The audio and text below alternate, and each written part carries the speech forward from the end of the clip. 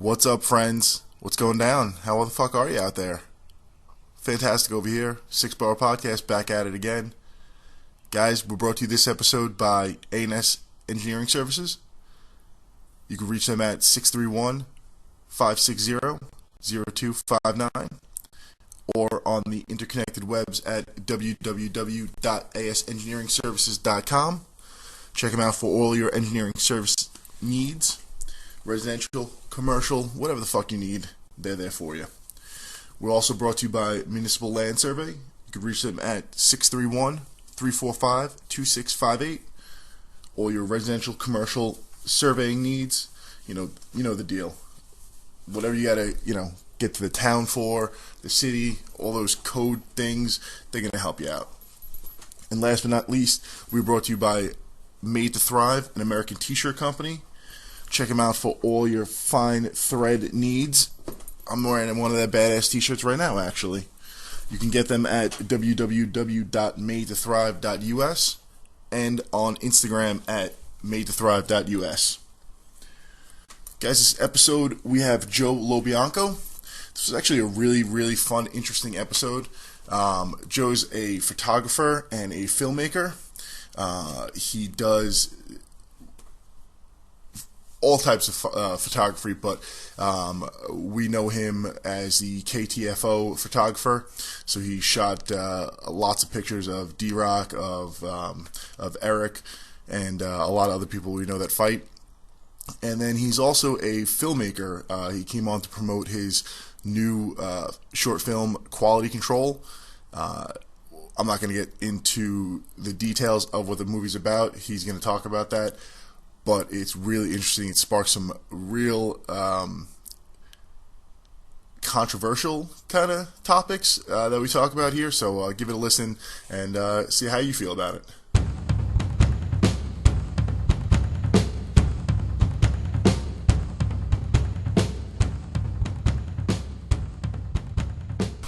All right, guys, we're live. Let's get into it. 6th Borough Podcast, D-Rock, Yarbs, Ericott, Skanga, and our guest, Joe Lobianco. Joe Lobianco. So, Joe,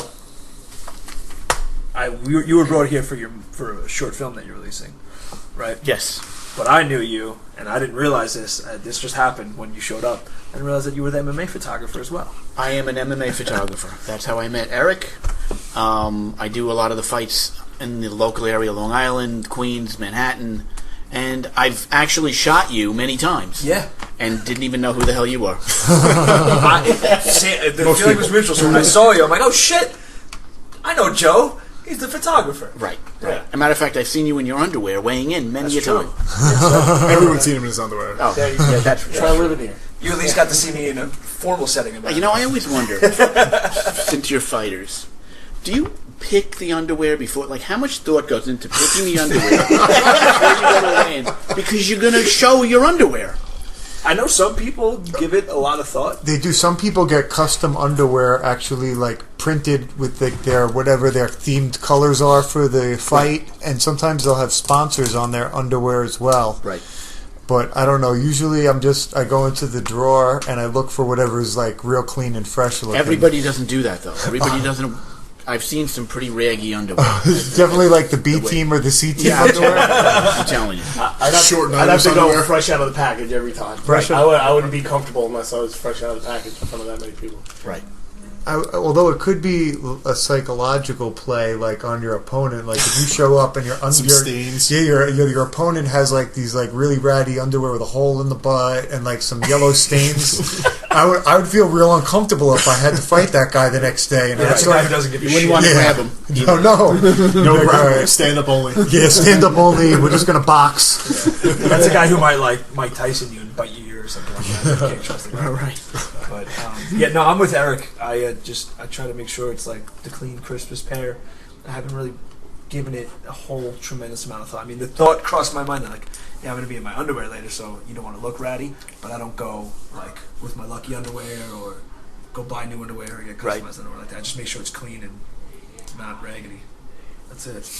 All right. Well, that's good advice. So, some of the promotions too, like you'll go there and you'll be all like geared up for the weigh-in and try to look real formal, And then you'll get there, and they'll like literally take like a Weight Watchers scale that they picked up at like Kmart 10 seconds on the way there, before, right? Yeah, and they'll throw this scale out, and you'll have meticulously like calculated with several digital scales exactly how much you weigh, and you sort of have the idea because you've weighed yourself on 4 or 5 different scales, and then you go there and you weigh in, and their cheesy Walmart scale, it says you're 7 pounds under or like 4.5 pounds under, and you're just like, I just sat in the sauna and ran with a rubber suit on, and then nobody takes any pictures at all, and meanwhile you're all ready for like your photo op with your nice clean underwear on. You're weighing down to like the 1/10 of a pound where you're supposed to be, and then the schlubs show up with the Walmart scale, and nobody takes any pictures. A weigh-in is a funny thing. It's a very unique event because people are tired, they're hungry, they're starving. It's easy to have a little rumble in there because people are already irritated. Almost every time you have something where you get nervous, people are going to just start flailing away at each other. And it's an interesting event, and it's too. The room is always too small. I almost wonder if that's on purpose. Like they're trying to. Everyone's in their underwear. Let's make it a little. Right, everyone's in their underwear, starving. Their manager, their girlfriend. There's 20 extra people, and the room is like 10 by 10, and there's 30 people in there. What do you expect? And no chairs. No, there's never chairs. There's never chairs. No. Everyone's and all it's way too hot. Yep, depleted. 90 degrees and looking like zombies ready to fall over. Right. And then they tell you, oh, here's 7 pages of paperwork that you have to fill out. That you filled out 3 months ago when you fought last time, and 2 months before that. And Or they decide to have a rules meeting at the weigh-ins that they never do. It's like, I thought the rules meeting was the night of the fight, not the night of the weigh-ins. Oh, so we're going to do this 3 times now. We're going to do a rules meeting, the weigh-ins. We're going to do a rules meeting tomorrow when you get to the event, and we're going to do a rules meeting before the first start. Like, what the hell are we doing? Do you have a weigh-in tonight? You seem a little irritated. Bringing back bad memories. it's like a flashback. Just so everyone knows, D-Rock does have his pants on right now. He's not walking around in his underwear. Yeah. I've had pants for every podcast so far.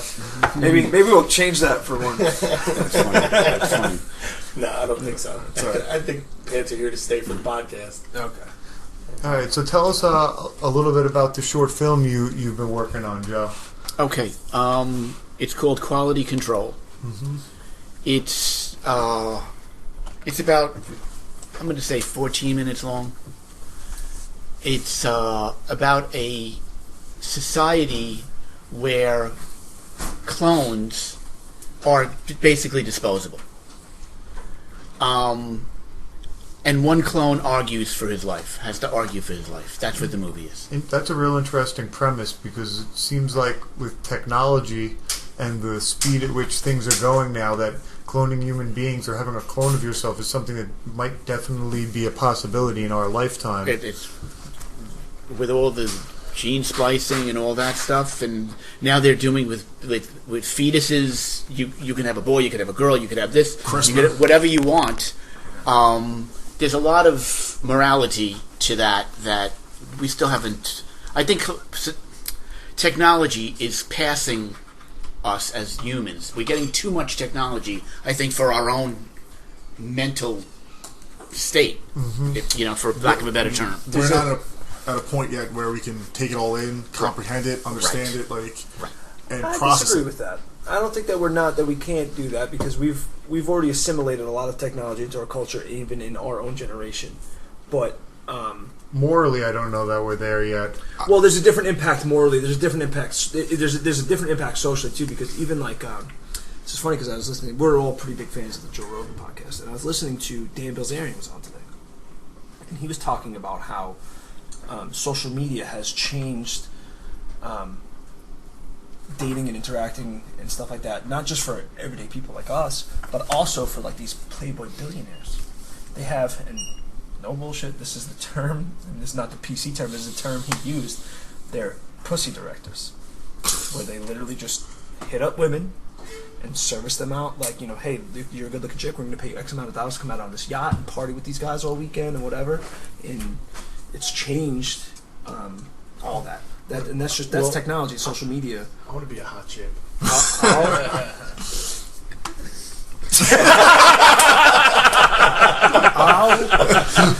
That's the look we all do. We all get a period. He gets that every. Skate gets that look every episode, and that was one of the tamer things he said. Right. You know, it's funny because I was talking to somebody about. I'm a little older than you, and not by much. What are you, 36? 38. All right. And it was TV to me, having lived through all that time. It was when TV got big. There's a line. It's before the TV and after TV. Right. And I mean, I don't mean just TV's invention. I mean when it got, everyone was watching color TV. Mm-hmm. That's the point where it was before that, where you basically made everything out of wood and iron, mm-hmm. and now where everything is technology. Right. It's amazing how that changed in 10 years. Yeah. Everything changed. It's funny that you mentioned that because this is there's obviously a generational gap between us, but we've talked about this a bunch of times on the podcast as well about how we're pre-internet. Yeah, we talk about we've grown up. We're pre-internet, but we've grown up assimilating the internet into our culture, and we also had a large debate about how the internet has changed even just in our lifetime. Absolutely. In our lifetime, when we were probably teenagers, it was magical. Yeah, not everybody had access to the internet. Only smart people did. Right. Only smart people could put information on the internet. Now was everybody. When I was a kid, one person on the whole block had color television, and everyone would go there to watch certain shows. Before that, was it the Wizard of Oz? My mom always spoke about going to the neighbor's house to see the Wizard of Oz. Wizard of Oz was on every year, once a year, and it was in color. Color. Yeah, it was a big thing to see that color. You know what that reminds me of? That reminds me of, and this kind of plays into the whole technological and cultural relevance of technology stuff like that. But Back to the Future, this scene in Back to the Future when Marty first wakes up and he's in his mother's house. And they're watching The Honeymooners, I think it is. And he's like, "Oh, this is a rerun." What's a rerun? What's a rerun? Like, what do you mean a rerun? He's like, "Oh, I saw this the other night." And they're like, "He's got 2 TVs." Yeah, he's like, nobody's got 2 TVs. Like, now everybody's got a TV in their own. Every kid has a TV in their own room. Yeah, how many rooms there are? There's like 6 TVs in this house alone. Yeah. Right. And now it's funny too because I grew up. I was a Back to the Future fanatic, and now, it was only just last year. The entire trilogy of Back to the Future that all now takes place in the past. Right. Which I'm like, damn it, I'm old. Yeah. And we missed out. Where's my fucking hoverboard? Yeah. But here's a question that you have to ask because if people don't answer this right, I have less respect for them. You know how certain questions you ask people, and if they can answer it, you're like, all right. And if they don't, you have that in the back of your mind. You put them; they go down a rung. They go down a notch. Yeah, they go down a notch. They get put in a different category. I'm big with movie questions, and you're all going to know the answer. It's going to be like obvious. What is the flux? Right. No, you know. What is the flux capacitor? If you don't know that, we all know what that is. Right. But I think that my mechanic has tried to charge me a couple times to get new ones. Right. That's just only for a DeLorean, duh. It's a Porsche. You don't really. 21 gigawatts. It's funny that you mentioned that because I remember a couple of us, me, Eric, and Mike, also work at a bar, and I remember probably about 2 summers ago. This is when I first started realizing. No, I think I might have been 30 actually. So maybe 3 summers ago. When I first started realizing, like, oh shit, I'm getting old, and there's a legitimate generational gap between me and the people in this bar, too. I was talking to a girl, younger girl, and I made a joke, and I don't remember the exact joke was, but it was a joke that related back to the Karate Kid, and it was just fucking crickets. And I was like, you don't get like wax on, wax off. I don't remember the joke, but I remember looking at her, and she was like, huh? And I'm like, fucking Karate Kid. She's like, yeah, and what is that? I'm like, what? Yeah, but some people I always tell people, especially younger people, watch a movie once a month from before you were born. Mm-hmm. Because you'll see what society, it didn't start, it didn't start when you were born. There was a world thousands of years before you. Right. And it doesn't only tell you the movie, but it tells you what the people that made the movie thought. Right. There's so much in all movies, so much. I feel like the generation behind us is the one that stopped that because I watched old movies all the time, like classic movies, like Casablanca, things like that. Like I grew up watching that stuff. Like now, it's almost like this generation behind our generation. It's like they're so self-involved that nothing went on before them. Like, I don't know that this circles back to what we were just talking about. I think volume. Technology has changed that also. Yeah, Right? There's the other phone, distractions. everything's on the phone. It's so many different things. There's so many other distractions now that maybe you don't spend the time that we spent watching movies because there wasn't as much internet. Now kids are spending time playing more video games than we played. Their online presence is way more than ours was when we were younger. So I think that contributes to it. They have a lot of more options. Yeah. This goes back to what I was just saying before about we're not at the point. Maybe we are, not the world is not at the point where we can really take in all that technology, take in and understand and comprehend. Because there's a wealth of information. Take in? Because I guess that's where we're dividing is on like what understand you mean like the long-term effects. We're still in the infancy of that. Exactly. Sure. I don't disagree about that. Especially human cloning. Like we don't know what problems. If you can pick your baby traits, where does that stop? Yeah. What point do you? Right. There's a moral. But that's imperative. Like what do I want my son to be? 6'4", exactly. 240 pounds. It doesn't, but I feel like that's 6% eugenics. body fat. That's eugenics. I don't want to say in reverse because eugenics was like a form of that, but I feel like eugenics, at least in how I understand it, was more like they were eliminating people that were born with like what they deemed inferior genes. This is almost like. Eugenics in reverse, almost. Is it?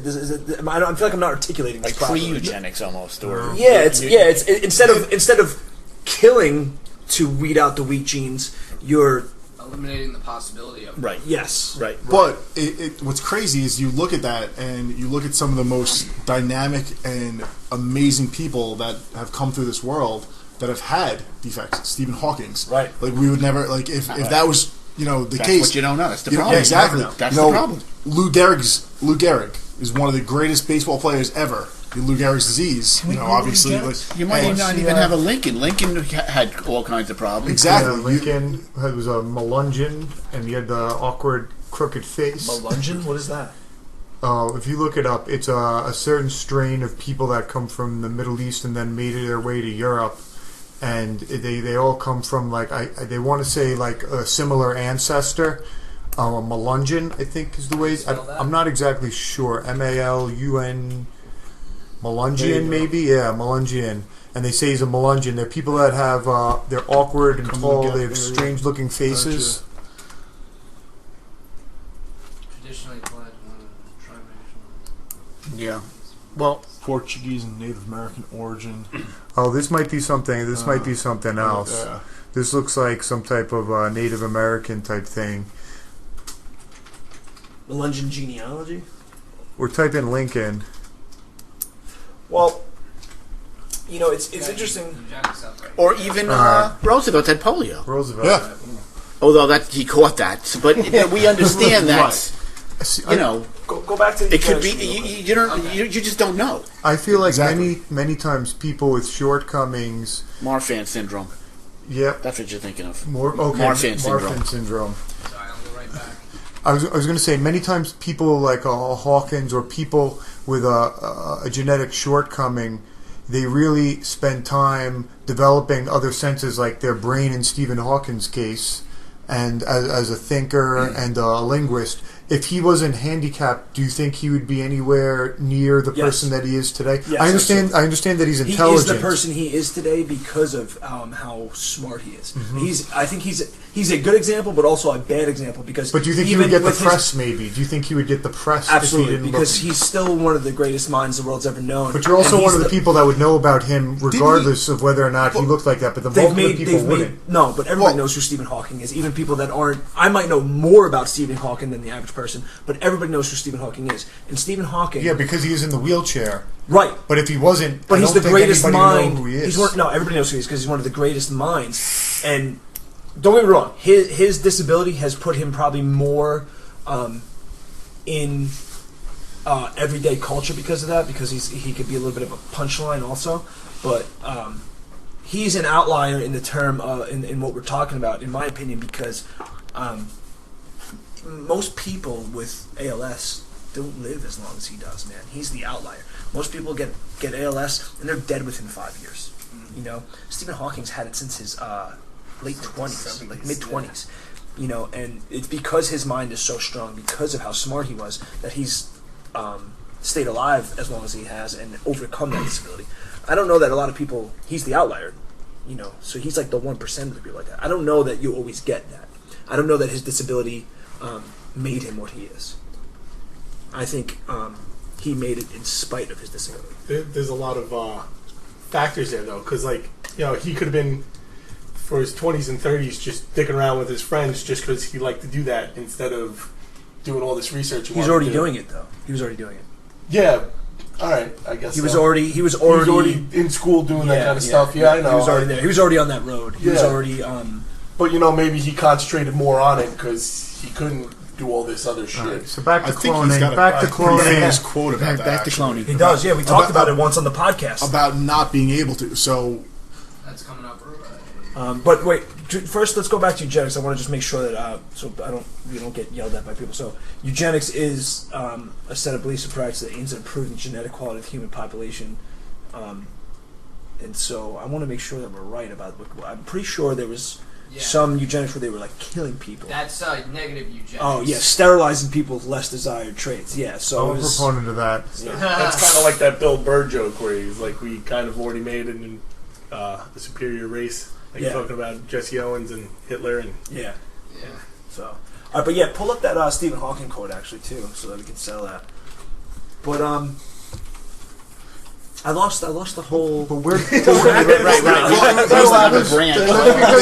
We're on such a tangent that's so irrelevant. It's all relevant. It's all relevant to what we were discussing. It all came off the whole onset of technology and what technology is bringing. This is one of the many aspects of what technology is. We were talking about cloning and the moral obligations or moral ground of cloning.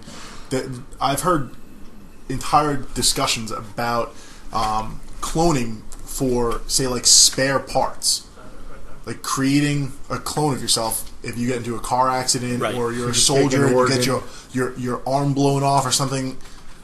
But at what point, does that become playing God, so to speak? Or, it is, isn't it? Yeah. Oh, 100%. Well, in my society, they don't give a crap about the clones, so they're treated as secondary. They're disposable, rather. Interesting. I was gonna say I really love your subject matter for your film because I think that's an idea that a lot of people think about because I don't think there's ever been such a radical change within society in such a short period of time as there has been since technology has been fully introduced to the general populace. Right. One of the things that comes to mind is that we have knee-jerk reactions to everything now. Right. Immediately, as soon as they happen, which is we're more informed than we've ever been, but at the same time we're almost less informed than we've ever been because you don't get full context on anything. No, anymore. You get the headline and then you move on to the next headline. Yep. At least that's how the news is to me. So I don't know how everybody else sort of feels about cloning or technology, but I feel like, in the United States as a culture, we sort of do what we can do and then sort of see what happens, and we don't really plan things out first. Right. So as far as morality goes, I think that as soon as cloning ourselves is an option, there will be people doing it, whether it's here or whether they have to go to China or Russia. Oh, absolutely. They're going to be doing it. And they're going to be doing it for the same reasons that we'd mentioned earlier. I essentially spare parts, whether they be stem cells, whether they be actual organs, or body parts themselves, like arms and legs. But I don't know. I could have used a finger over the winter. I cut my finger off over the winter, and I could have used a finger and some extra stem cells, etc. And if cloning myself at some point in time is an option, I would probably be one of the first people to sign up for it, regardless of the morality, just from a self-preservation standpoint. Right. Like I said, you'd be surprised what people will do for regarding self-preservation. Absolutely. Well, this kind of runs into one of my favorite topics and subjects. That there's a guy out there, a pretty well-known guy named Ray Kurzweil, and he's the author of a book called The Coming Singularity, and he believes that one day, not only human beings physically but mentally, our consciousness and everything will merge with technology. Is he the one that the synthesizer, Kurzweil? The who? The synthesizer. He invented a synthesizer keyboard. Is that the same Kurzweil? I don't know. I do not hope know. so. I don't know. Let's find out. Is there a scene? Raymond Kurzweil. Let's find out, shall we? But Synthesizer. he believes that eventually what we're going to be able to do is outlive our physical bodies. That we'll be able to transfer our consciousness. Right. How you spell his last name? Kurze. Yeah, WE. IL, right? IEL. Yeah. Google should correct me if I'm wrong. It will. Yeah. You're on images though. Yeah. Yeah. Yeah. I guess he's called a futurist. He's definitely an inventor. Futurology. Yeah. I mean, the synthesizer is a pretty futuristic. Definitely. Right. Well, it wasn't. He didn't invent it, but Well, he invented a speech. synthesizer. Okay. Synthesis, speech recognition technology, electric keyboard There you instruments. go. Yeah, That's the guy. Okay, Absolutely. So, yeah, I guess it is the same one. Same guy. That's pretty cool. Wow, I did not know This that. guy So is. wait, I did not know that, but he's what was his role in the keytar? I know him more for his futurist work, and the book, The Coming Singularity, is pretty interesting. And he also believes in like the future of technology for medical stuff. Like they're already synthesizing like these what they call nanobots, where he thinks they can be able to release them into your bloodstream, and they're going to be able to like keep you alive and fix ailments in you. But he, on the bigger scale, he thinks that one day you can be able to essentially download your consciousness, whatever it is that makes you, your soul, whatever it is, and transfer it either into a machine or, like if you said to me, now the next part they talk about, you have a clone made of you.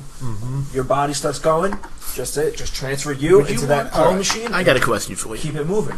If that was true, would you want the same body, or would you want a different body? Would you want to be somebody If you could transfer your consciousness, Well, then If you want to be a woman, let's just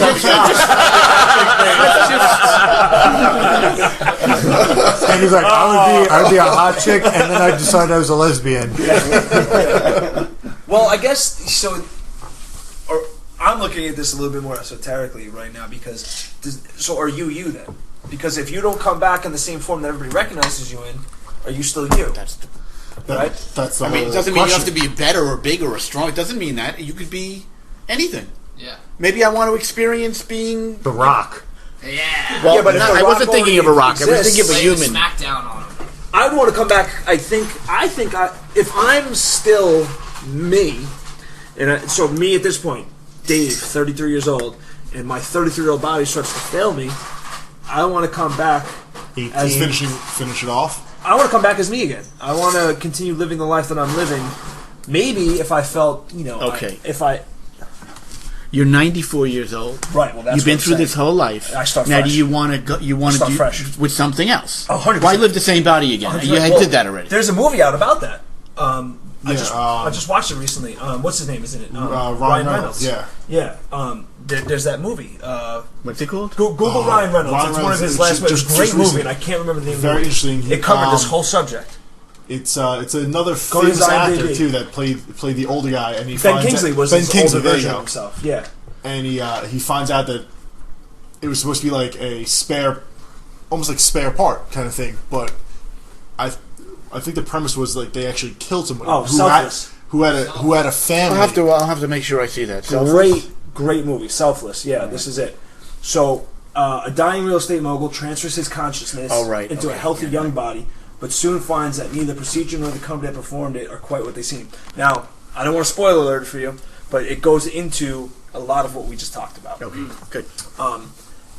But yeah, if to answer your question, if I lived me now without any of those problems, and I get to 94, 95, and technology's got it to that point, I start fresh. I hit the reset button. I come back with all my knowledge, but in a younger, fresher body, and see what I can do with the next 100 years with everything I've already figured out. But as a newer, younger version of myself. But I still have all that wisdom. Are you kidding me? I'd be the best 25-year-old ever. Yeah. But that's another moral question, because now you're, as a 15-year-old, as a 10-year-old, you have much more knowledge than your peers. Right. How does that work? That's not. Do you? Works brilliantly for me. No, fantastic. Yeah, but for me, it sucks. Do you have some kind of a tattoo, something on you that says that you're that way, or do you just get mixed in with everybody else and everyone else is screwed? Gen Pop and Right. Well, I get in my movie, I get mixed in with everybody else, and I'm just crushing. Okay, you are good. That's if you're the only one. Right. But if you could do it, pretty much anyone. Bill can do Gates is going to do it. Well, Stephen Hawking. Stephen Hawkins is going to be in the rock spot. And this is what going to be shit up the stream, bro. This is what people are saying.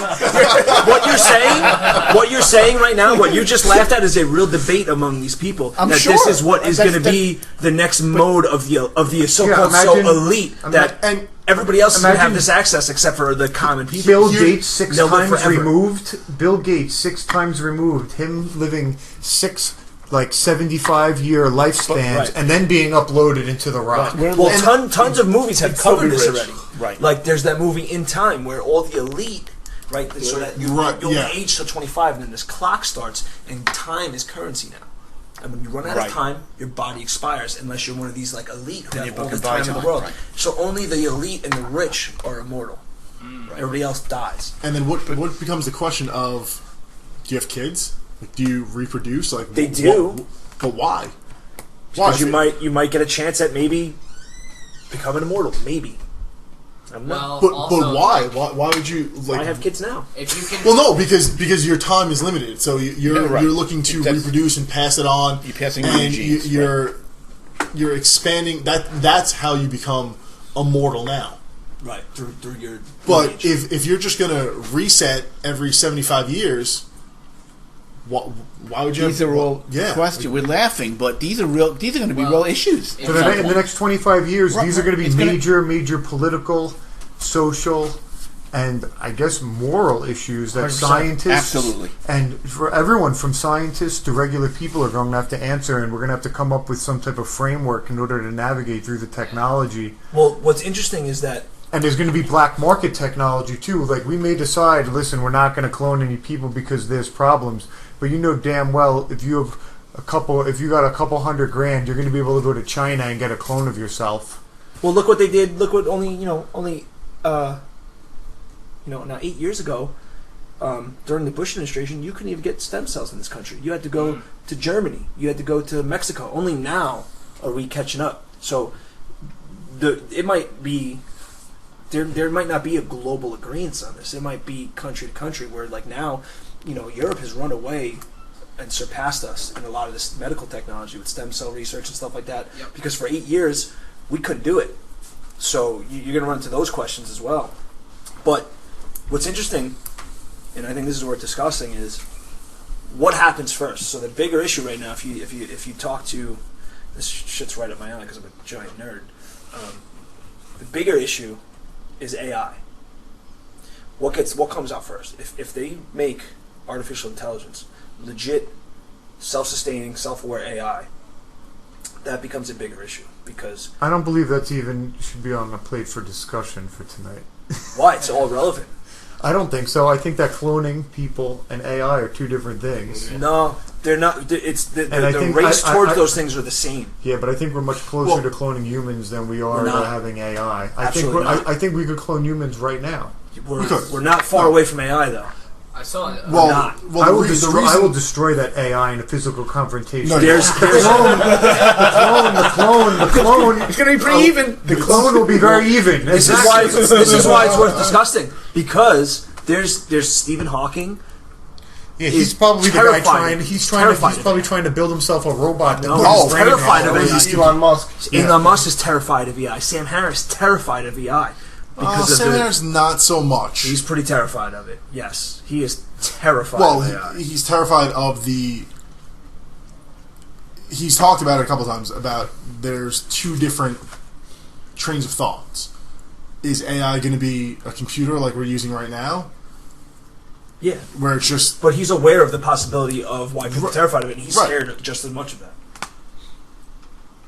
So whatever. We It's don't have to definitely discuss on the it. horizon. Both things are. You can chart out somewhat that in the future both of these will make an impact on geopolitical discussion. well. Have you seen Ex Machina? Yes, Great movie. Because that's apropos. That's Yeah. really what we're talking about. Yeah, I was actually going to bring that up next. Yeah, That movie. I actually got mad at the movie at the end. Really? But then I realized it pissed me off. I like movies to resolve. And I didn't feel we're on the resolved. same page on that. And but now Can you think though? Can you resolve that? no. What now I think back and I've seen a lot of videos on how it was made and what they were thinking, the writers, blah blah blah. it bothered me that she locked him in there and then left. It bothered me. And then I thought, maybe she went back. And I think she did go back. She went back to the woods. You see her in the woods. Where else could she be going? Spoiler alert. Wasn't the helicopter coming? And the guy, You saw it. Guy's just picking up the random chick, I guess. Yeah, but that wasn't the end. The end was after that. Yeah. So I don't think she went back because that was part of her plan. She knew what she had to do to get the fuck out of there. Self-preservation. So where was she going in the woods? Wherever she wanted. No, you don't just walk into the woods for willy-nilly. Why not? She's never been able to get out forever. I think she was trying to get out into society. She wanted to live. But no, you already saw her in society. That was after that. The last scene was her walking into the woods. Right. But you didn't see her in society at all. Yeah, she did. Yeah. He did. Yes. 100%. I think I miss a part of the fucking movie. Yeah, there's a scene of her with people. Well, I hope nobody saw this movie because it's totally ruined. Totally destroyed Ex Machina for you. Fucking awesome movie. Anyway. It is worth seeing. It is very good. Very good. Very good. Well, that's part of the the discussion of AI. You know, It is. Absolutely. does AI turn on you? Yeah, of course it does. And you destroy it, and you don't care if it's conscious or not. You might not be able to destroy destroy it. That's the You whole can't. You can't. How? You can't. You can. You have to be. You can't. Do you understand how it works exponentially with AI? Didn't you see Terminator? Self-preservation of mankind is what's driven us for the last several 100,000 years. Yeah, but that's not happening anymore. Right. So you see, here's the problem: is like the AI is part of that self-preservation, but it's a dichotomy. Because if it becomes aware and starts going, you know what? When it hits a certain point and it's aware of its own selfish needs and it decides to want to start reproducing and learning at a level that we can't keep up with, we're all fucked. Yeah, but you're assuming that that will enable it to have the physicality that we won't be able to deal with. No, if they make AI that's self-replicating, we have no choice. How could we possibly deal with any of it? All it needs is 1 second of the nuke codes, and we're all dead. We're all fleshy fucking meat suits. We're nothing. The thing we have over it now that we're thinking about things is reproduction. That's what we have over AI. Right now. Right now. No, fine. Right granted. Now. Let's see. I'd like to see whatever we're talking about AI's form. Let's see them reproduce. Then we'll talk. And you're assuming that AI is at some point going to learn every single function that human beings have down to mining iron ore out of the side of a hill to make metal to reproduce itself and further. It will. It's part of Asimov's 3 laws. Right. So can you Google Asimov's 3 laws? It will. But here's the thing. Yeah, it will if we allow it to. Yes. If we allow it to. But here's the problem: where do you think all that information is kept? On here, online. As soon as AI is created, it has all this information. It has everything it needs. There is nothing that it can't find. Well, maybe we'll have to destroy the internet. I have a question. These are the 3 laws. Can AI create creativity? Is AI capable of creative thought? It will become. When AI becomes sentient, self-aware. Yeah. Yes. I don't know. You don't know that the Chinese. If you look at the Chinese, if you look at China as a country, they have no creativity, and they're trying to teach their children creativity now. But they have no. Talking about humans. Though. Yeah, but how do you think that a non-living creature is going to understand what creativity is? Because you can program it to act as if it understands it. Well, here's it's a chemical reaction as a result of a chemical reaction in the brain, which they don't have. You can mock that with the mutational formula. Yeah, there's. Listen, the questions you're proposing, because I'm not smart enough, I can't answer. But I know I've listened to people way smarter than every one of us in this room discuss these things, and it's. Sorry, Joe. I'm sorry. Well, you guys are worried about. I didn't mean to insult your intelligence. I'm sorry. Well, you guys. I'm out of here. This is really all your fault because you started this conversation, Joe.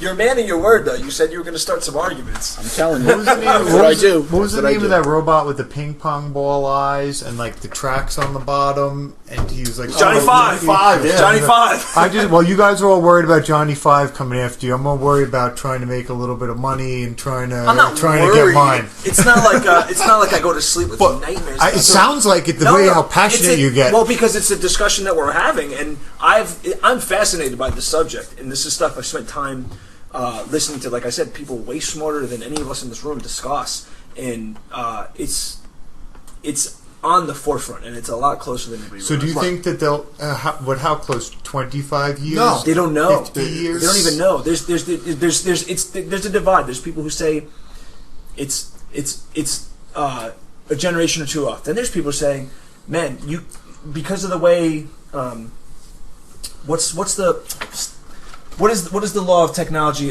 constantly Moore's law. Technology exponentially doubles on itself all the time every year. The number of chips you can put on a piece of silicon doubles every year. Right. So based on Moore's law, technology is constantly doubling exponentially, and they're saying some of these extrapolations and the advances that you're making in these technologies in these realms are happening rapidly. So there's people saying it's 5 to 10 years off, 50 years off, 100 years off. There's no real concrete estimate, but the overall In 5 years, I'm going to remind you with a slap in the face. He's not going to tell you why. He's just going to slap you in the In face. 5 years after that, I will remind you with 2 slaps in the face that we're still not worried about AI. and in 15 years, 15 years, wait. I'm going to have my robot smack you in your nuts. I'm gonna make one of those Live Strong bracelets. It's gonna be October 13th, 2016. Never forget. Remind you every 5 years of Smack David. It's gonna be awesome. I'm going to have an army of disposable clones Yeah. to kick all your asses. I'm into this clone thing. Yeah, me too. I could see my organs failing. I mean, you're going to need one too for your liver in a few years. Oh, at Yeah, least. definitely. Soon. 2 Sooner months. than later.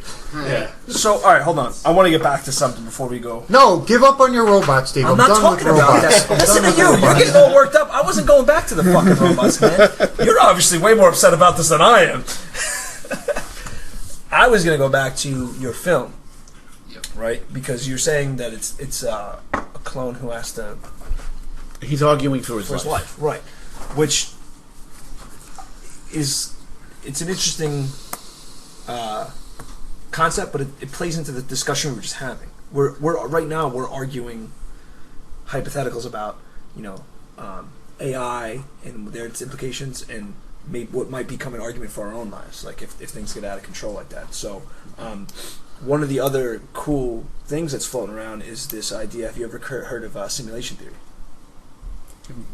Run it by me. So simulation theory, Matt, can you Google simulation theory for me real quick so I don't butcher it? Simulation theory bugs me out. It bugs me out too, Yeah, but I feel like it's real relevant to creepy. what we're talking about because simulation theory is basically a theory that we are A giant computer a simulation. giant computer simulation We're that in is the run. Matrix. That is we're Pretty essentially the much, Matrix. yeah. There's an Okay. advanced civilization that has figured out how to run these simulations to find out things about Earth, the creation of the universe, such and such, whatever. And we are just living it out right now. And basically, if the simulation gets too big and becomes self-aware, whoever's controlling it can pull the plug on you.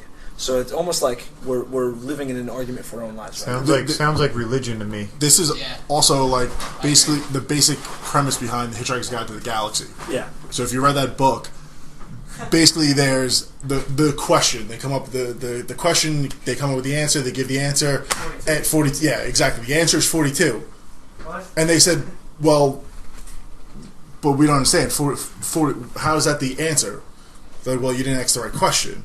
Said, okay, well, what is the question? So they said, you need a bigger computer simulation to figure this out. So they developed the Earth, and the Earth is a computer, and it's a computer simulation. So everything in history, everything that we do, it's all part of this simulation to figure out the question, which the answer is 42.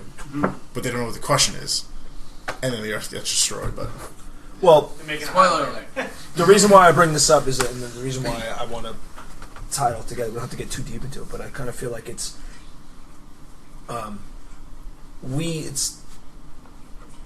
like the God complex thing, right? Why is this clone important, right? Is the clone important or the original important, right? And if you are a simulation, you're not important. Whoever started you is important. They're trying to just learn something from you. So like, that's why I'm curious about what's the premise of the clone in the movie, and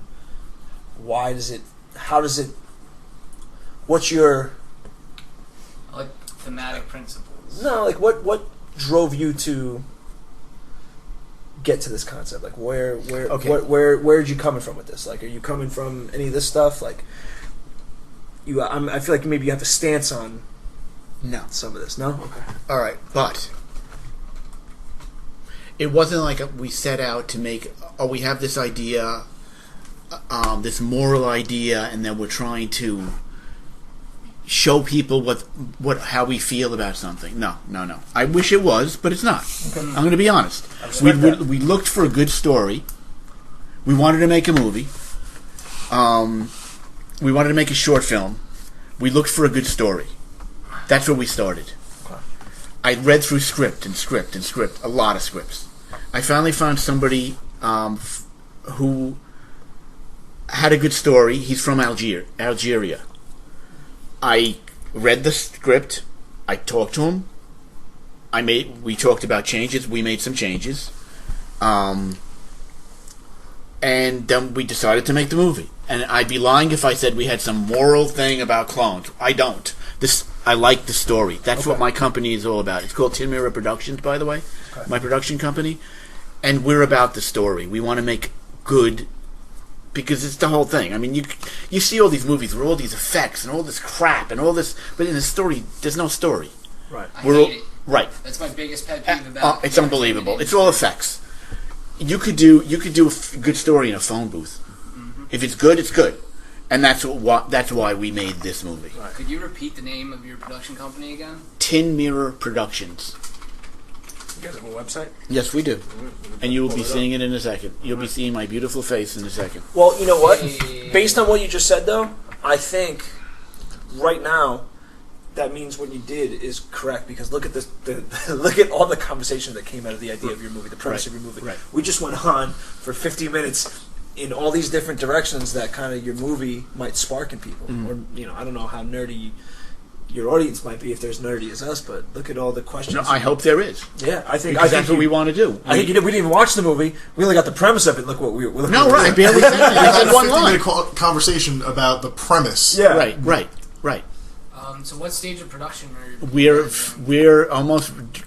Our opening is November. We have two openings, one on Long Island and one in Manhattan. Nice. The Long Island opening is November 4th, and the Manhattan opening is November 6th. So I don't want to be running to the opening with the film in my hand, going, "It's finished," and then tripping and falling and it breaks. Yeah. So we're actually putting the final touch on the audio. Nice. All the editing's done, the shooting is done, the music, sound effects, it's all done. Is this your first production? Well, my first movie production. Okay. I did a lot of video before. I had some big clients back before I was doing whatever else I'm doing. It happened in between that time. I did, for instance, the New York Jets were one of my clients.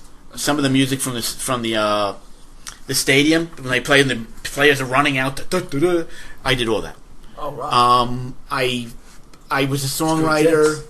I was a songwriter. I was a record producer, and then things morphed into more of a visual thing. So this is our first movie, quote unquote. We have plans for a couple more, which we're very extremely excited about. Awesome. So, what? You're kind of like a little bit of a Renaissance man, I guess. Like you did. Or a lunatic. They tend to run along the same I was going to say, it's not mutually exclusive. Right, no. I hear you. So if you go down, if you scroll down, and you go to projects, and then hit on quality control there, you'll see some about the movie, about the actors. There's the movie poster. You can click on the actors, see who they are, blah, blah, blah. Like that. Awesome. Oh, nice. are these all locals? Well, the guy with the sunglasses is from Algeria. Right. It's local Earth. Is that the writer? Yes, that's the writer. Kenny Mahoney's from Long Island. He's from Ronkonkoma. Okay. Charlie Souza is from Queens. He's been in a number of... You can read right there. He's been in Gotham. He's been in a few things. Nice. Oh, wow. All right. Yeah, that's good stuff. It's a pretty small cast. I'm assuming that's because... It's a small cast. Yeah, you want it to be an intimate experience. Very tight. Yeah. Now, I did independent filmmaking for a little while myself, and I think that films like that I tend to appreciate more than others because you don't get lost in all the characters or the backstories or anything like that. It's just very simple. It's generally one character and that one character's journey throughout whatever ordeal. And being being a short film, we couldn't go all over the place. Oh, we just couldn't. We had to not. stay on the subject. Yeah. And personally, I like movies that are closer. For instance, one of my favorite movies is Silver Linings Playbook because you feel like you're with them. I hated that movie. I thought it was really good. I hated that movie. Yeah, scoring points. I thought it was fantastic because you know what I liked about it? You felt like you were with them. Whether you liked the movie, you didn't like the movie, that's taste. Yeah. But I felt like I was right there in the conversation. That's what I liked about it. It was a great story and you were part of it. It's a what? It was a great story and you're part of it. Yeah, right. You're part of it. That's what I felt. Yeah, I didn't have that kind of a connection to it, I guess. Yeah. And I also, like you said, because we share we like movies to be resolved. That movie didn't feel resolved to me. I was just kind of like, Really? yeah, I was just kind of like, I was like, what the? They win a dance off. It was just like, I was just like, what? But the whole thing was like, what the fuck was the point of this movie? It just the whole thing seemed so dumb to me. I couldn't get behind it. Yeah, It's funny how different people, it's funny. yeah. I just couldn't get into it. I just kind of felt like I'd wasted my time with the movie. I'm like, what the hell did I just watch here? I'm like, I did all this seemed pointless just for them to start dancing. All right. That's a good take on it. Yeah, That's yeah. Right. Yeah. That's what it is. Spectrum of opinions. Absolutely. Whatever Yeah. you do, don't watch Eraserhead then. I wasn't, Yeah, really. I wasn't crazy. Really. I'm interested to see when you're looking for a new project, what kind of grabs your attention? Because obviously you were saying you're reading script after script after script. As someone who's submitted scripts myself, I understand they got a pile. It's 3 feet high of just paper. Right. Are you looking? What grabs your eye more than anything All right. else? Well, we had certain criteria for this particular movie, which we may or may not have for future movies. I wanted it to be a certain length. I didn't want a full long movie. I very specific. I wanted the sets to be simple, and I was not limited. I'm not going to say limited, but I wanted to keep the number of actors down to where we could deal with it. So those were criteria, and I had to fit all those into. Now we're doing the next project we're doing is called The Family. I'm having that written because we already have a story that we have in mind, and I'm having a writer write the story that we have in mind. With her own twists on it, but I have an idea that I gave her that she's going to adapt to a movie, and that's our next project. Is that your Thank focus from now on with this company? Like, are you focusing mostly on film here? We're focusing. Tin Mirror, I'm hoping, is going to be exclusively film. Now, if we have to do another project here or there, a music video or something, fine. I'm good with that. But I'd rather just make movies. Tin Mirror, It's a rush, what's the relevance isn't it, of the man? name? Yeah. What is the what? The relevance of the name. Tin Mirror. Why Tin Mirror? Me making up a name words that sounded good going together. You know what? Cool. I respect your honesty. I really do. Because, I just thought, what a weird word. It's kind of cool, but and yet, what is it? Like, is it a mirror made out of tin? Like, what is? I didn't want to really know what it was. And tin itself, not the most common metal you hear. Absolutely. You can't. If you make a mirror out of it, it's going to be. Can you really see yourself? Fair enough. Yeah. So when did you found the company? I'm going to say it's more than 6 months. Yeah, between 6 months and a year. Okay. This particular company. My partner is Tom Diorio. And matter of fact, if you again go back to About Us, you'll see him and me, and So, and he's extremely helpful. I can't believe. So now, who audio got your editing. picture for this website? Because it wasn't you. Who did you trust to take your Who own? took my picture? How dare you outsource your own job to I'm somebody telling else? you, a good friend of mine took that picture, Steve Taibbi. So what?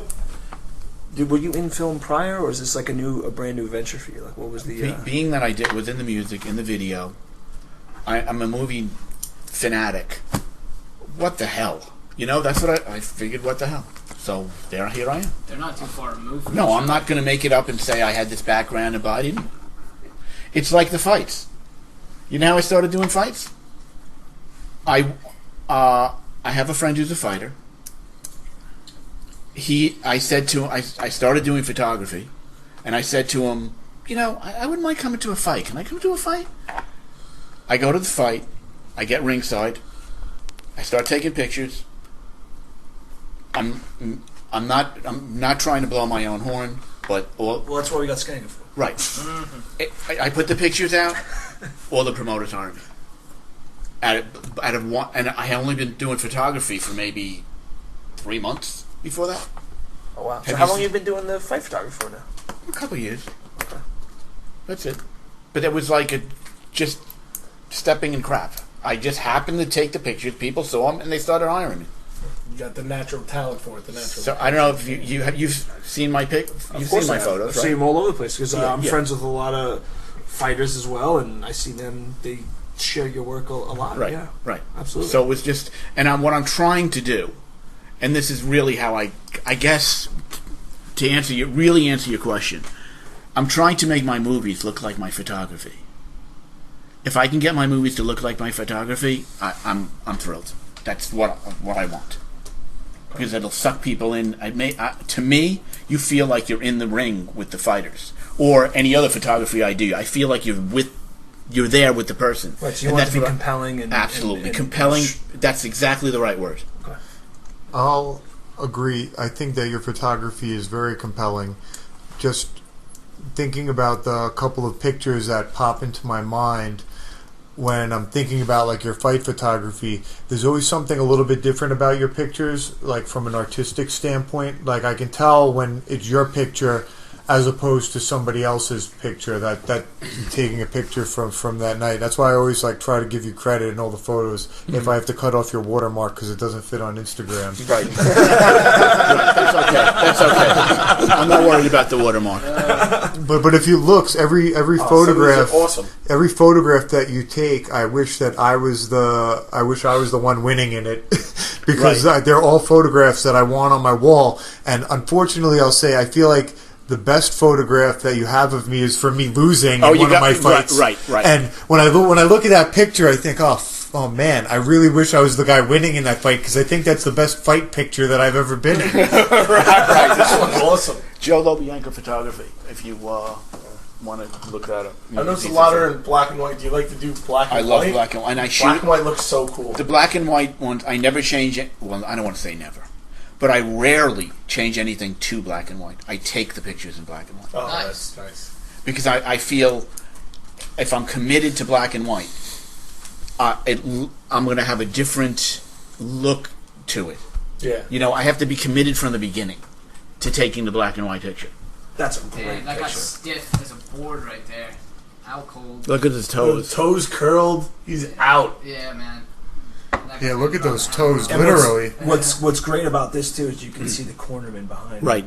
them and their reaction. Yeah, they're saying stop. Yeah. It looks like I was gonna say that looks like the fallen fighter's cornerman, like Yeah. yelling for it to be stopped. That's not cheering. That's No. concern. Yeah. Nice right hand, whoever that is. That's Mike Kuhn, That's isn't Mike it? Yeah, it's Mike Kuhn Kuhn. and Yeah. Richie Pavon, Right. or Pavon. Rick Schaefer. Yeah, Rick. Rick was a guest of ours on the podcast as well. Uh-huh. That's a great picture of Rick. Look at him, jacked. Yes. Handsome He's son of a young Mike bitch. Skangen. Shout out to Rick Schaefer. First female cutie. It's like Chrissy Andoli. Yeah. Oh, I think I was at that fight. Was that the night you fought? Yeah, it might have been one of the nights that I You go to fought. Fight Exchange? Yeah. Ooh, that guy looks like he just got slapped. Also. Yeah, he's out cold. It's a great Yeah. picture.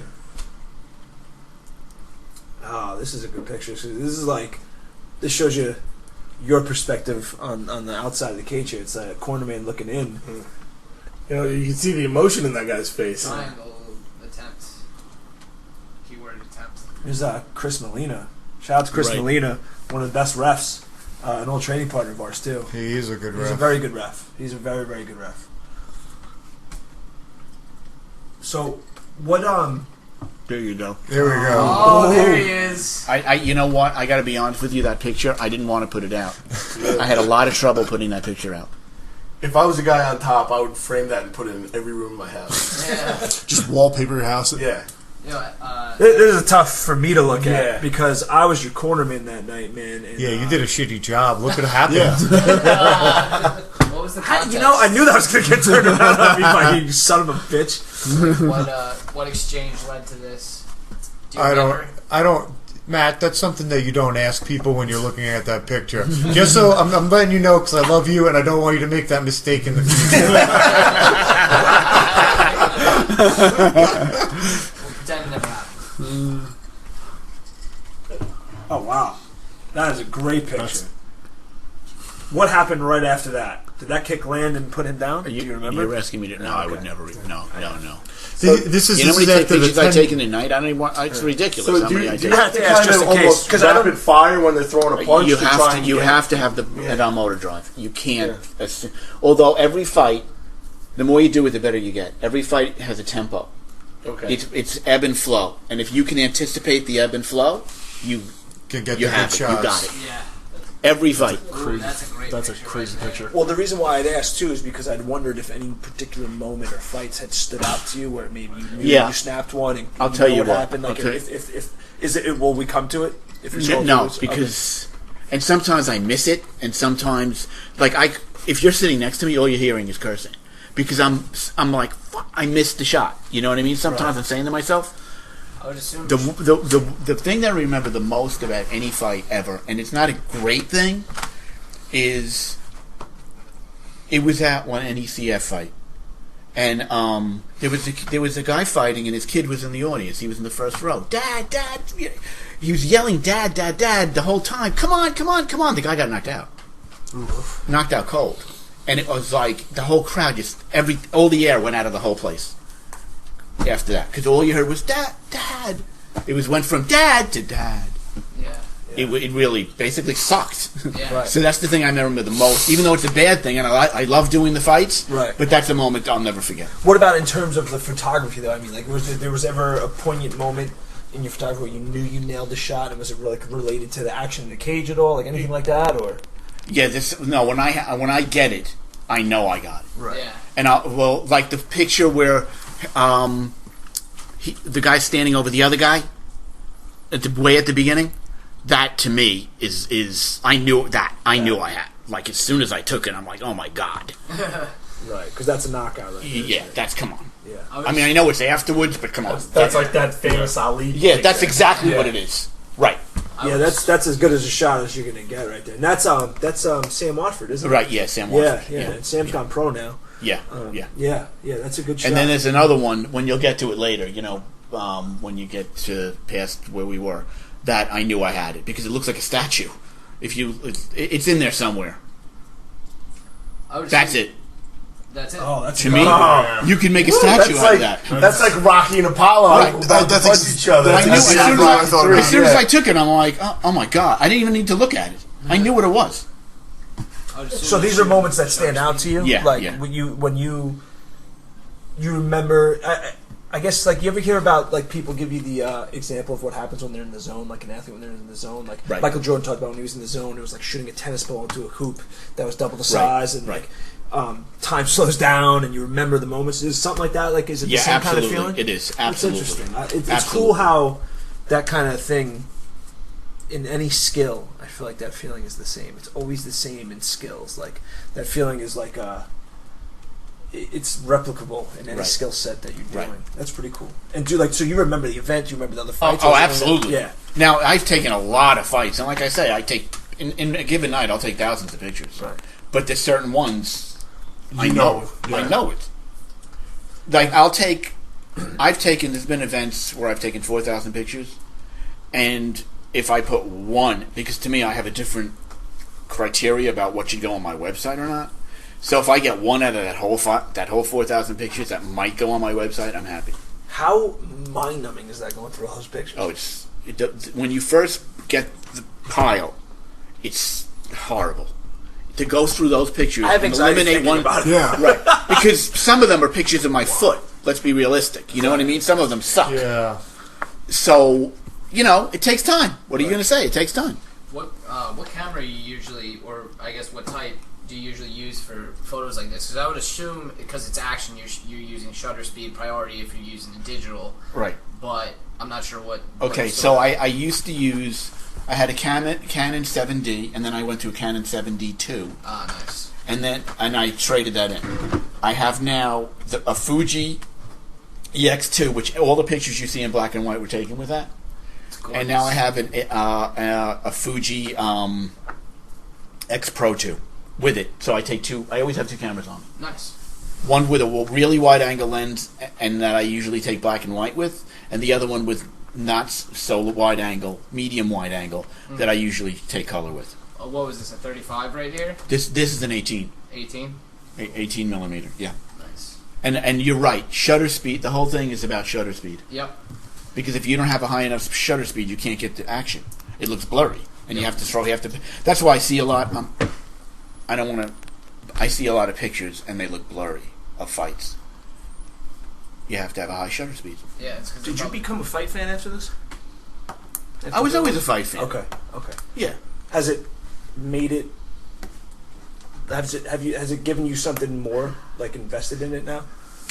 Has it made the fights more enjoyable? Almost, I guess. Yeah. Well, I know the I know the people, and I got to be honest. As a fight photographer, That's digital, right? it's hard sometimes to take pictures of people you know too good, and it's hard to take pictures of people when you know both of them and they're both your friends. Because you have this kind of, you're not sure, Cool. Right. That's a good shot too. Another good shot. Yeah, all those blurry pictures, they're probably shooting aperture priority or something like that. Or they can see, or the lens can't handle the speed. Yep. Their lens can't handle the aperture. You have to have I use a prime lens. I never use a zoom lens. Me neither. Because I just like the way prime lenses look better and the way they act better. So to me, it's better. Absolutely. So again, I'm trying to get in my movies the same thing I get in my photography. Now, with you moving into the movie production stuff like that, is photography gonna take a back seat, or like is photography more of your passion? Like, are you gonna try and balance both? Like, it seems like it might be hard to balance. This is a wonderful question. At some point, I'll have to answer that question. Fair enough. All right. It's a good problem to have. Right. Yeah. I really enjoy both. Photography has allowed me to do things that I would never normally do. I think You know, that's Costa, right? I went to Alaska to take pictures. I traveled. We went to Europe. There's some pictures in other parts of my website that'll show you that. Okay. It allows me to. I would never be right up on the cage at fights. When would I do that? I'm certainly not going to fight. So. You look young man. Yeah. Hey, I'm tougher than I look. I'll poke you in the eye. Yeah. So if Skanga comes back as a beautiful woman, will you take his picture? I will take a picture. We'll work together to get me paid to be on yachts. Right. Question. Where is this? That's Budapest. Yeah. I was wondering why I didn't recognize it. Yeah, it's gorgeous, man. Unbelievable. Yeah, Budapest is beautiful. Eastern Europe is beautiful. Not as beautiful as the young Mike Skanga, but No, hey. Or when he comes back, he's a beautiful woman. Right. Well, Just imagine a future Mike 14-year-old Skanga. female Skanga. so we got to clue you I'd in. rather not, actually. Got to clue you in. There's a theme, right? And somehow in every podcast, Mike is able to work his joke in about a young Mike Skanga because He peaked he at peaked 14. when he was about 15, 16 years old. So anytime someone's, a Let's stud go muffin, 14, 15, yeah. he's always Why do you say a that? young Mike Skanga. Physically, body-wise, I was very svelte. He was a goddamn I had abs. I was very. How do you Very know? much in shape. I think your peak is yet to come. Well, I'm not going to start working out hard now. You never know. We tried to get him a life coach. You never know. Yeah, I haven't talked to George in months. So Well, it's because you didn't make a payment, so you're not going to get the full services rendered without payment. Yeah. Okay. So these international trips, did you plan these in correspondence with work that you were getting in the area, or was it just something that you were No, like, these I'm just couple going? the trips were just me. I want to do photography, but I'll tell you, if you have a camera in your hand, everybody lets you in, Yeah. do anything you want. Yeah. Like an actual camera. Yeah, if You you know, look like like someone taking yeah, serious photos, And I not have a someone pro- on their phone. I have a press ID and stuff. So Nice. Opens a lot of doors. yeah, so you can pretty much do anything you want. And I wouldn't have done, like I said, it allows me to do things that I would never normally do. Yeah. And that's why I love photography. But the thing about the movies is you get your creative rocks off so many different ways. Yep. It seems like the pinnacle of creative expression, because with photographs, you're sort of stuck with your models. Right. But when you're making movies or even film, if you're hired to make like a film about some, like not like a movie, but you're doing video for the Jets or you're doing video for somebody else, you're doing video, you're doing somebody else's work for Right. them. You're doing their bidding, essentially. Yeah, you're creating something for them. Whereas when you're producing, writing, and creating your own movie, you're picking the actors and you're telling them the It's way all that fun. you want The them. whole thing is fun. I was going to say, it sounds like I don't know. I would just think about things that I thought were cool and be like, yeah, I'm going to make movies about things I wish I lived in real life. Yeah. And that's how I would look Well, at it's it. funny you bring that up because a couple of times in the movie, someone would say, "But that's not. We don't have to have that. We don't do that." And I said, "We made up this world. We could do whatever the hell we want. Yep. We made up the clone. We made up the world. We can do whatever we want. Yeah, these are your rules. Right? This is my world. That's why, I view the process of not only writing but creating films as world building, because you have to create. The audience may not see every little detail of the world that you've made, but as the creator, you have to know every little detail Right. about what's going on in the world, Right. no matter whether or not it goes on camera or not. Right. And just following up with what you were saying about it all being fun, I remember even just casting, and when someone walks in who meets the image of who you want for that particular role, Right. it's like an adrenaline spike. So now It's crazy. you do in terms of movies. What did you go to school? Like, how did that? What did you do? Well, I'm fortunately retired now, but You're retired already. yeah. Well, for now, temporarily, I still write, but I don't produce anymore. I did a couple of internships. I was at Binghamton getting about Oh, okay. Yeah, 3-4 semesters, and then I cast my own. I had this idea for a television series I wanted to pitch to Netflix. I wrote the pilot, and then I wrote a short, 15-minute long short episode that would preview the pilot. Cast for it, but I couldn't raise the money for it. I came up $4,000 short of my goal, Yeah. and I had to put it on the back burner because I was like, I don't have a career yet. I'm 24. Right. I want to get my feet underneath me, so I'm actually going to grad school now. But For teaching English as a second language, doing something with the English degree. very good. But you're the guest. You're more interesting than me. So we're I don't know gonna about ask you that, questions. but that brings up something to mind. We're always looking for, and we need desperately. So if there's anyone out there, let me know. We're always looking for a script supervisor.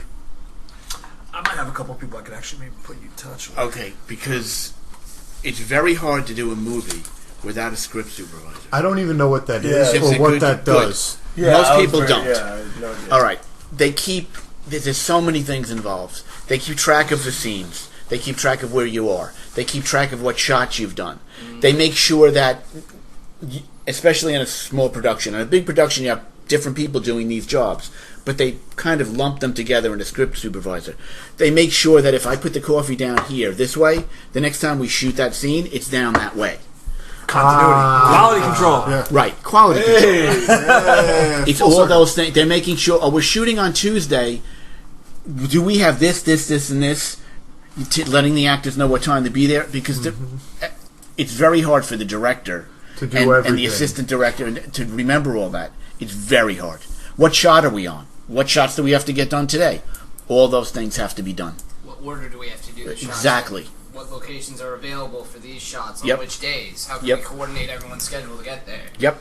It's a lot of fun, but it's also like kind of a nightmare at the same No, time. absolutely. That's very hard. Very difficult to shoot without one. And So we you're shot looking- this movie without one. So you're looking for a script coordinator for projects moving forward in the future? Right. So are you? I know I had a group of friends who tried their hand at movie production, and they made a very short film. Made two of them actually, and they used Craigslist for actors. I don't know. This is going back now almost 10 years. Is it still very similar? I'm like trying to find. I people? haven't had to do that. Okay. I'm not saying that I wouldn't do that. Right. But we haven't. We know enough people and have access to enough actors that so far we haven't had to do that. Okay. Now, So It's great. is it?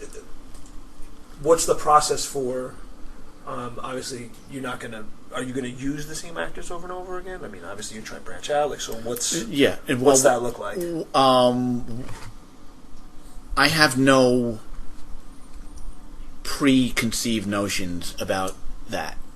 In terms of if an actor's right for a role, I'll use him or her, and if they're not, then we'll use somebody else, and we'll use you again down the road. I have no. Yeah.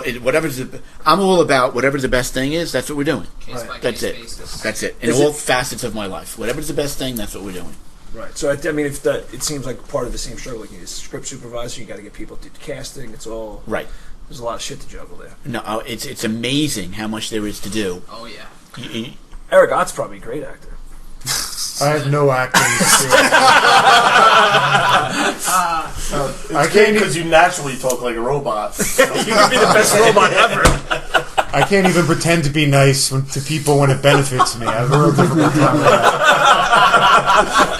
that. But if you make Wall-E 2, you could use Eric Ott as the voice actor. Well, Eric is going to be is part of my premiere. Did he tell you that? No, I haven't mentioned it to any of them yet. Keep it Bouncing, secret. yeah. Bouncing is for me. I hope I didn't let the cat out of the bag. No, you could tell everyone. I don't mind. Well, we're doing interviews before the movie. We're going to talk to some of the actors. We're going to talk to myself and my partner Tom, the writers through Skype, and I needed somebody to do the interviews, and so Ring announcer guy. Well done. Nice. All right. I like it. You're I talking see about where it's at. Renaissance, man. There's another one sitting right across from you. I could be personable when I have to be. Are you gonna wear a bow tie? No, I'll wear whatever you would like me to wear. Make him A bow tie. Make him Bruce Thong. Buffer it. Make him thong. Make him Bruce Buffer it. Yeah. A vest, bow tie. right. When's the A cummerbund? So it's November 4th. Yes. There's two openings. November 4th at the Creative House in Ronkonkoma, which is on Ocean Avenue. I think it's 2403. And you're Ocean doing Avenue. both? Yeah, I'll be Yeah, at both. And then on Sunday afternoon, November 6th at 2:30 at the Metropolitan Room in Manhattan. It's on 23rd Street. Very cool. Awesome. You were very excited. We're very, very excited. Congratulations. Thank you. I'm sure you had to go through hell and back to get there, but I'm glad it's finally It's been a lot of work. finished product. Right. So Thanks. Eric Ott is gonna be like the what's that? Hollywood guy, like the Mario Lopez. I'll take Mario Lopez any day of the week. I'll take it. No, but I mean, is that essentially? I just want to make sure I'm understanding it right. Well, it's more like it's going to be it's going to be like a talk Casey show. Slater. Third All right. in California when he was in high school. Yeah, In it's the hard. state. They only got All right, one. shut the fuck up. I'm asking him a question. Sorry. It's going to be a talk show format. So we're going to have chairs. We're going to sit down, and he'll ask some questions about how we made the movie, why we made the movie.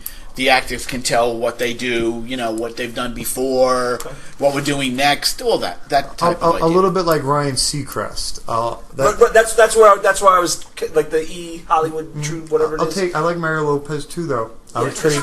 Seacrest is a midget, so you don't want that. If I could upload Hey, my consciousness into Mario Lopez's body, I'd be into that. Hey, Kelly Kapowski. Yeah. There you go. You got Kelly Kapowski and Jesse Spano. Listen, That you guy's on the tried Mount. for Kelly. He's got the Mount Zach Rushmore. really got it. Yeah. He's on the saying. Mount Rushmore of '90s babes. Okay. Did he really get Kelly? I don't think he Did did. he get it a little bit? No. He got it for a little bit. I I don't guess. think so. He always got the tall, dykey one, Jesse. Did you see Dreamgirls? I mean, Showgirls? Showgirls? Oh, I've seen Showgirls. Take Jesse Spano down. Anyway, What a terrible You movie. got some pretty sweet equipment, especially this picture right Yeah, here. no, that's not mine. That was at a different movie set. I was for a while. It's it's a stream. Your life is like a stream of consciousness. Yeah. I actually, now that we're looking at this is one of the reasons I got into doing the movie, or movies, because I was doing photos for on movie sets. Yeah. And I said, hey, this is kind of cool. Maybe I should kind of ease over to this. And this was a movie that I was taking pictures, and that's how we got this picture, and that's how I started to think. Yeah. Maybe I can do this. The picture of the wrestlers, it's I'll before go back that. to it. Is that? Yeah, it's that picture, but it's in this bunch. Right, yeah. That's it. That was at that movie shoot. And this is so well taken. It looks like it could be an oil painting. It's Right. Thank you. The detail Yeah, I did. is I did some effects on that to make it look like that. But yes. So I feel like this almost looks like cockfighting crowd. Almost. I was yeah. thinking Well, the hey, same Money thing. like hey, flying around. sometimes I feel like the fights are like cockfights. Well, yeah. Some of the places are like that. Yeah, I can see how you could get that. But it's it's funny because I was just before I came home, I was talking to one of my buddies and they brought up the event at the Garden, the UFC at the Garden. And, oh, you gonna go? You gonna go? No, I'm not interested. And it's weird because I feel almost out of place in the crowd of the fights, and I don't care much for the crowds. I understand. I can understand that sentiment. Yeah. Which I feel is almost would sound counterintuitive, seeing as how I fight, but I almost feel out of place there. I don't know. Do you agree? Almost in a way, Eric. Like I almost feel like, it's not. I was offered a ticket and I turned it down, but I don't like watching fights live unless one of my friends is fighting, and I'd rather go to an amateur event and watch one of my friends fight than to travel somewhere to go see a UFC or a Bellator event where I don't know anyone fighting at all. And I have to say, like, I've probably been to a half dozen or so UFCs, and the last 3 that I've been to have been ones that I'm really good friends with somebody who's on the card, and if it wasn't for that, I wouldn't even go. Right.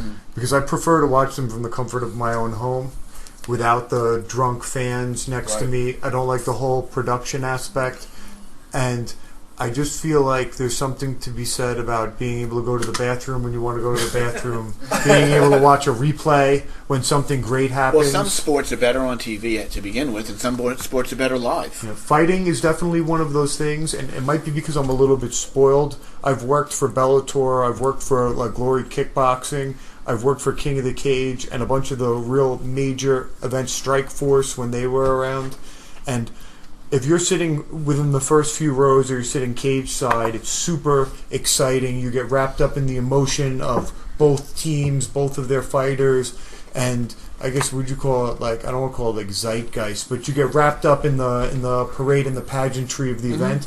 But if you're in the nosebleed section, you're thinking, I'd rather be watching this at home the whole time. And then I don't know if it's just me, but I catch myself going home and everyone's like, oh, how was the event? And me being like, oh, yeah, it was good. But in my head, I'm like, oh, man, I wish I would have watched it from home with my pizza and my beer and my toilet bowl right next door. Yeah. Football, to me, like this is the example, football is better on TV. Yeah. Hockey's better there. Hockey's probably the best sport to watch live. Right. I don't think there's a better sport to watch live. I'm going to bring up a different subject and I think I'm out of my mind.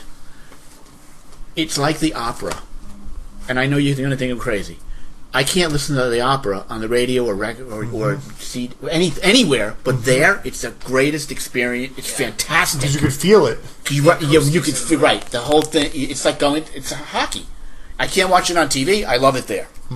Well, I can understand it because I'm not a baseball fan, but I've gone to baseball games and enjoyed myself. Because you walk in and all of a sudden the grass is. You've never seen grass that green in your life. Somehow in the stadium, it's like great. magic. It's magic, Yeah. especially Yankee Stadium. It's really like Absolutely. that. The old Yankee Stadium. Yeah. You walk in there and something happens to you. It's like going into a cathedral. You don't have to be a Yankee fan. It's just the way the whole thing looks. I'm not even a baseball fan. Right. It's you amazing. For me to watch baseball is like, oh god, like but there's a million other things I'd rather do. Right. But if it's going to be an event where we're going to go to the game, we'll tailgate, we'll drink. And Right. I've actually enjoyed. Like I said, I've enjoyed myself. If you go to an opera at Lincoln Center, again, people are going to think I'm out of my mind, but it's such an event. You can appreciate the art of it too. right. Yeah. The majesty, the whole thing of it. You don't have to be an opera fan because let's face it, it's kind of hard to get to. Some of it. And also, just the way the whole opera is set up, the room that you're in, Right. is acoustically designed so that when Absolutely. they sing, you feel it. Right, don't you hear feel it. it. You feel it in your bones. Right. That's what's Right. so cool about it. So I can understand that analogy for sure. I mean, I'm probably never gonna experience that What are first you time. talking about? never You know. seem like an opera fan. you don't know. Hey, look, you could go to the opera and go, "Oh my God, this is the greatest." You can then end up getting season Yep. tickets. You just have to do it right. If you do it right, it's wonderful. You know what? If you go to the opera, Eric, I'll go to the opera with you. You know what you see as the It's the- first opera? Carmen. You see Carmen? She hot? You what? Is she hot? San Diego? It depends on. Nobody can find her. You'll never be able to see her The opera. thing is, you'll know the music when you go to see Carmen. You'll be like, "Wow, this isn't Carmen." That's a real, very accessible opera.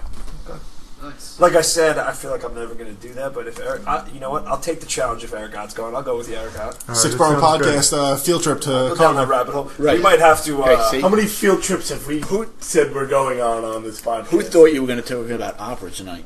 Huh? Never thought about it. We covered AI, we covered cloning, we covered opera, fighting. Right. This Underwear. Is, Young Mike Skanga. Young Mike Skanga. Young Mike Skanga gets covered every podcast. God damn. Young Mike Skanga as a girl. Right. Yes, Right. that was a first. we're reaching Yeah. higher levels of thought on this podcast. Here's the question. Okay, for me. Yeah. Okay. Because in the beginning we covered underwear. What does the young Mike Skanga wear? What's as a the female? Mike Skanga's underwear of choice. A female Mike Skagan? Jeez. Don't answer. You Don't answer. It's not a real question. Actually, I'm like, Yeah, it's not a real I'm lost question. for words. It's not a real question. It's not a I'm real trying to question. think of what I like on It's a bad rabbit hole. It's not a real No, question. yeah, we don't. I'm None. right. None is my answer. That's good. So, Joe, do you have any more photography events coming up? You covering? You doing anything fight game wise? Or The next fight is the KTFO fight in Westbury. I don't have anything before that. In all honesty, I've been. I kind of put that aside for a second. The movie's been so time consuming that I haven't been able to. So I kind of turned a few things down. okay, Um, isn't that a good problem to have where you can turn work down? yeah, That's great. But I'm always doing something. There's a lot of action in my life. Good. So, Keeps you from being bored. right, bored I'm not. So KTFO, but that's after the movie premiere. Yeah, that's in December. Yeah, and then by then I'm sure we'll be starting the next movie, so I'll be turning more stuff down, hopefully. Nice. So Not KTFO though. I love doing those. Yeah. So, Tin Mirror Productions, right? Tin Can Mirror we pull this Productions. out? I want to make sure we plug the website properly. I want to give the so Tin Mirror Productions. It's www.tinmirrorproductions.com. Correct. If you don't know how to spell that, fuck you. Yeah. Use Google. And then That's what's your photography? Joe Lobianco Photography. photography.com. And On Instagram. I'm on Instagram. I'm on Facebook. We're on both of them. What are you? At Joe Twitter. Lobianco? Oh, what am I? That's a good question. You got to get yourself a social media director. I'm telling you, we actually Script Tin Mirror supervisors. is looking for that too. Okay. So I'm throwing that out there too. We're looking for a social media person for Tin Mirror Productions. So how do people contact you then? Well, they can email. The easiest way would say, what I would say, tinmirror@gmail.com. Okay. And you can go, if you don't remember that, go to our website. You can also get tickets to the premieres on our website, or if you want to go to the premiere, go to Eventbrite. Eventbrite and just put in quality control. Okay. Cool. So, I'm assuming you're at Joe Lobianco on Instagram. I think it's Can we Joe. It's Joe Lobianco 24. I just pulled it up. That's Okay. Instagram. Yeah, Okay, Joe and on Lobianco Twitter, 24. I think it's Tin Mirror. Friend request. Yeah, you know what? That's not my.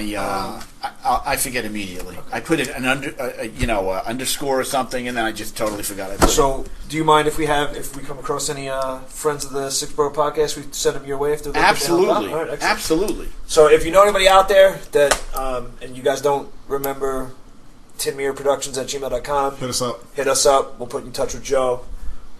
It's not productions. It's tinmirror@gmail.com. See, there you go. Good. The website is. If I tell you the wrong Productions. fucking address, just The just hit us up. website, right? The website is tinmirrorproductions.com, and the email is tinmirror@gmail.com. Cool. All right. So let's make sure we write these things down too, so we make sure we give you the proper plugs too when we're I'm interested, when Joe. we're Since plugging you. You mentioned that you've gone to see the opera before. Do you ever frequent like off Broadway plays and stuff like that while you're in the city? Because I remember one of my favorite places I went to is I saw an off Broadway version of Hamlet where I was right in the front row. Right. I don't often do it. I've done it, but it's not often. But absolutely, anything that's off the beaten path or different. Yeah. That's me. And Tom will tell you that. He's always like, you always want it bad, or you always want it different. Yes, I do. Yes, I want it different because I don't want to see a movie where I know what the ending's going to be before I even sit down. Which is very common nowadays. It's all of them. Yeah. It doesn't take much imagination to figure out most of the movies today. Absolutely. So, that's me. Nice.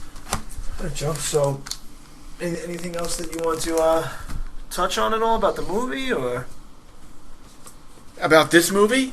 No, I think personally, I think we covered everything. Unless you have any questions about who, when, where, what, why, and how. How would we get tickets to go see it? Eventbrite? Eventbrite? Sorry, I missed that part. We're gonna put a I hope link to up. see you there. We'll put a link up on our Instagram and on our Facebook page with the premiere stuff for New York. Again, that was it's November 4th in Ronkonkoma. Correct, at 7:30. 7:30, and then November 6th in Manhattan.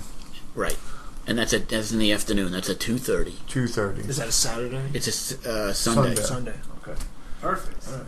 So yeah, I expect you guys all to be there to cheer me on at the Ronkonkoma one at least. I'm gonna heckle you. Hell What are you yeah. talking about? We're gonna have hecklers in the audience.